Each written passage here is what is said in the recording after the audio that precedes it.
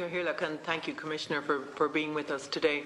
Just to go back over a couple of things, are you saying that if it were not for the US Senate hearing, which called the tax incentive arrangement for Apple was exposed, that there wouldn't have been this investigation, that we wouldn't be here now, because our government are saying that this was part of a trawl-through?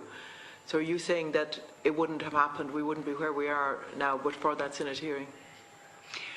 Well, it's always difficult to redo the past and to do the counterfactuals, and it was opened before I ever became a commissioner by my predecessor, Commissioner Almunia. But what I was told by the people who were there present was that it was the question and the answers of the US Senate hearing that gave reason to questions being asked here, and therefore for the case to be opened. Okay. It reminds me of a Late Show appearance by an ex-commissioner here, which gave rise to a lot of other stuff. People in the room will know what I'm talking about. But depending on what position you're looking at this from, I mean, you may say that they did the state some service. I just want to ask you, have you tried to quantify the possible amount of state aid in all of the rulings and all of the examinations that you're doing at the moment? Is there an aggregate figure that you have, albeit that it's not published, on what might be owing in state aid across the EU?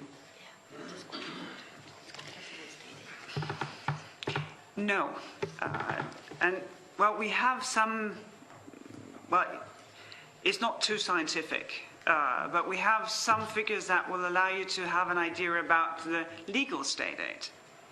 Because it may sound strange, because we do state aid control and we all talk about the prohibition of state aid, but in Europe we give a lot of state aid.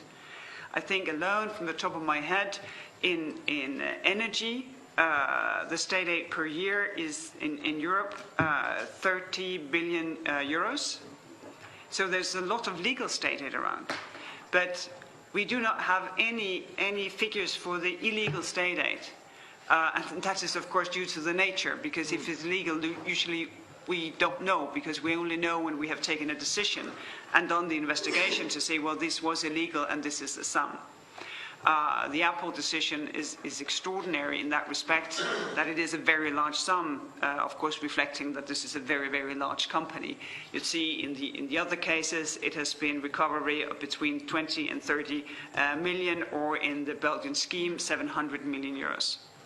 Okay. Do you believe that representatives of this state sat down with representatives of Apple and arrived at a figure for the amount of tax that Apple would pay that wasn't based on any particular normal rules? And did your investigation at any point note any political influences in such arrangements? Well, I don't know, because what we are investigating is what actually happened, what was in the tax ruling. And what was in the tax ruling, well, does this give rise to a selective benefit to this company? This is what we're looking at. We're not looking at motives or who did what when, and we're not pointing fingers. There's no fines in state aid control. What we want to happen is for the unpaid taxes to be recovered. Okay. How many rulings on state aid and tax have you made apart from this one? Well, we have made, this is the fourth decision. We still have 3 open cases where we have taken no decision on Amazon, McDonald's and Engie, the French company. I don't know, because I haven't taken the decisions yet, what will come in the future. But as I said, we have 1,000 rulings on our working table that we're going through. Mostly in order to get to know the nature of tax rulings. The 600 of them comes from the LuxLeaks. The others come from samples that we have asked from all member states who are active in tax rulings: Germany, France, Denmark, almost all member states. And the good news from that work is that a number of member states are doing a job that is well done.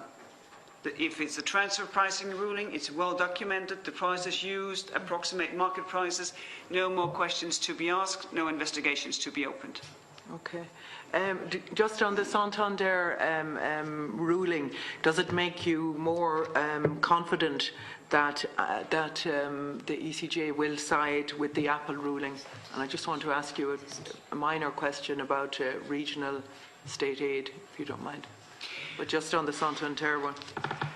Well, each case is different, and we have to be thorough in each and every case. Also, if we may not think that it's probable that it will be appealed, then of course you have the same right to have the same thoroughness and the same quality in the casework.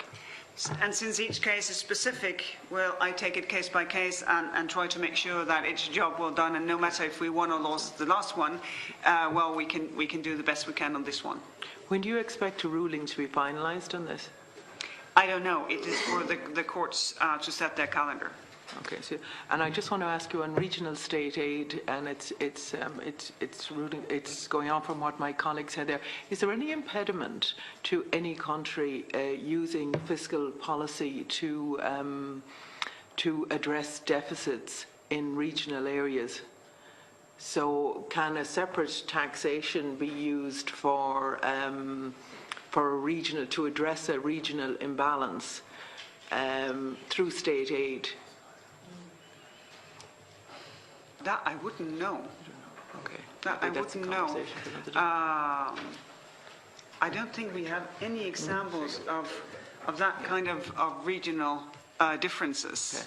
I'll write to you separately on it because Yes, I appreciate you're more than your time welcome. is limited Of course. today. Thank you, Commissioner. Deputy Director.